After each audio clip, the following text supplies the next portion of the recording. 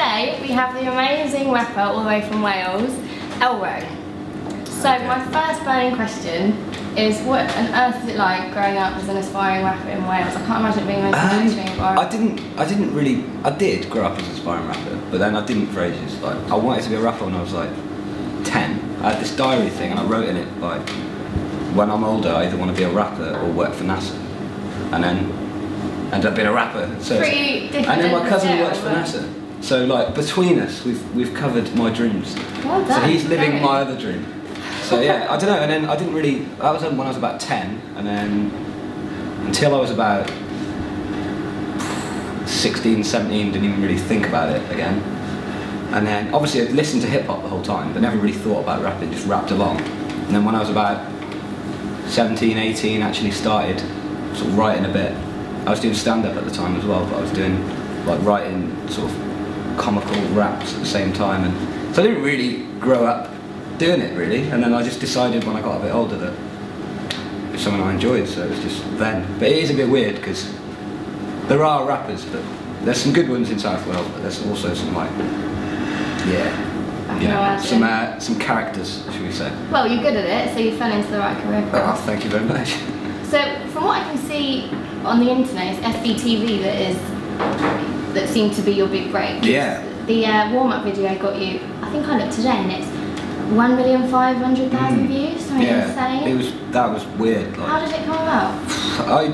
I did this rap called, it was like a freestyle, it was called An Open Letter to Boris Johnson. I love it so much. And so I did the two sides, so it was like a letter from an angry gangster who was sick of having to pay congestion fees every time he was doing a drive-by, and then Boris Johnson's reply. I sent that to SB. I was like, I want to do a freestyle. And then they featured that on their channel and they were like, we want to do a warm-up. So I was like, right. I took just kind of write my best sort of, the stuff that I thought would actually grab people. Yeah. But even so, when I put it out, like as soon as it was going out, I was thinking this could go one of two ways.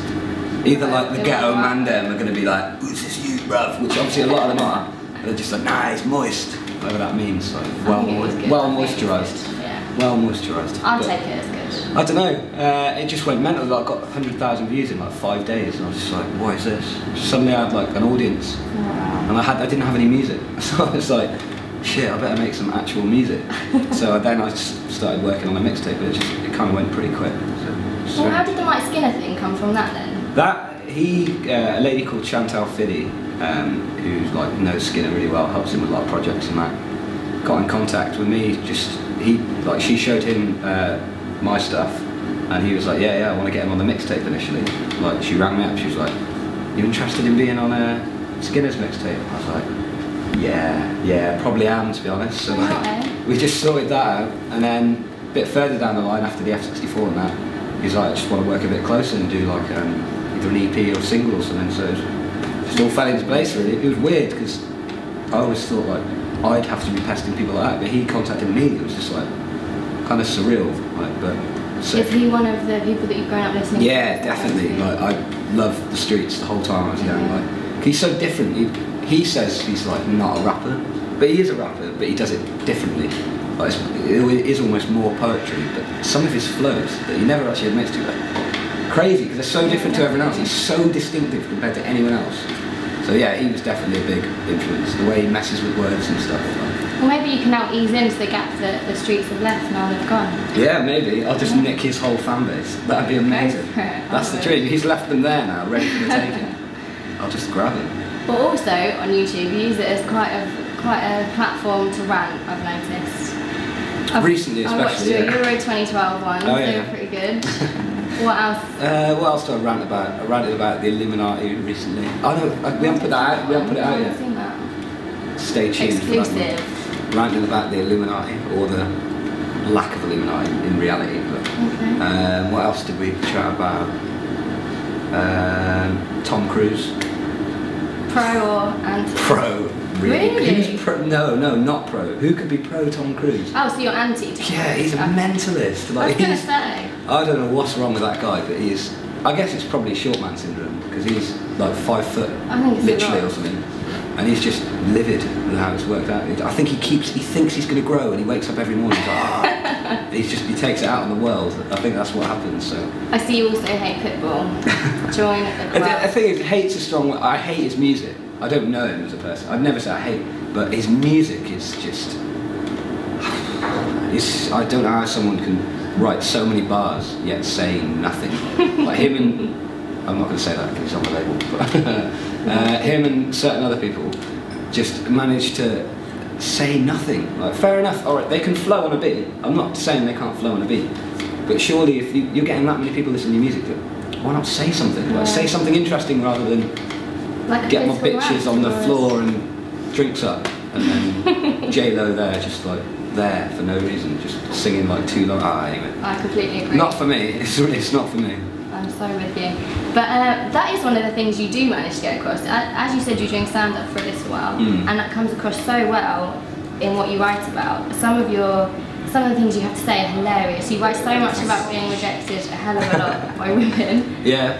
Which is hilarious. Some of the ones. Great fun. I spent my youth getting rejected by women, so I had a lot to say. I'm quite experienced in it. So. Well, now you've been on Radio 1, surely that's starting to. Well, my girlfriend's here, like so. Oh, so I don't have to pest anyone anymore, so it's alright.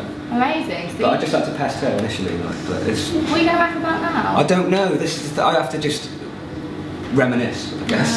I still rap about getting rejected by women, even though I don't really try it on with women anymore. But I still remember what it's like, so I can just recite old memories and talk about new things like how ghetto urban man them don't understand me. So that's the new thing. It's almost like getting rejected by men, not in a sexual way, in a I'm trying to be pally, but they just don't get it. So I can talk about being rejected by anyone. So basically, it's just a constant theme of rejection. Yeah, I guess so. Yeah. That's pretty much. That's what I've got to say. Yeah. Well, I like it. Thank you. It's doing well. Yeah. The first official release has just come out. I watched the video. Yeah. I love the video. Oh, thanks. What was the story behind the video? Well, obviously the track is about weird stuff, and so we needed a sort of platform for all this weird stuff to happen without it being too sort of, I don't know, we could have either gone completely surreal, but we don't have the budget for that yet.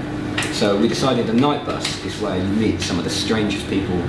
Like anyone who's been on a night bus knows how weird it is. Like you're just on edge the whole time. You don't really have night buses in Wales. You're lucky if you find a bus. Like night buses are not. But I went to uni in Brunel, so you had to get night buses loads. Like if we went out in Central, unless you want to get a cab back, it's a night bus, like an hour and a half jobby.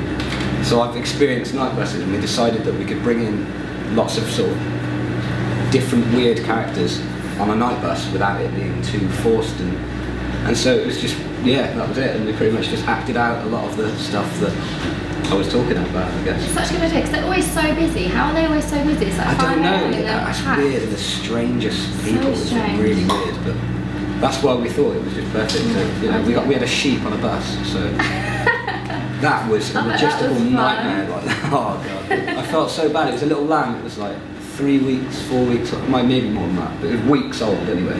Is that allowed? Well, I don't know, but it happened.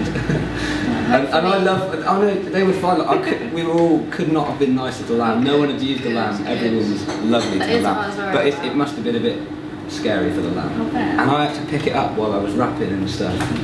If you watch the video, there's bits of me like picking it up, and then but at one point it looked straight down the camera lens and like closed one eye, it looked like a wink, and we were just like, yes, lamb, well done, like proper did it for us. So.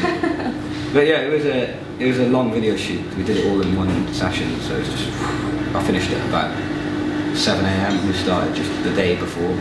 Well, get used to it. There's a lot more to come. Unfortunately, yeah.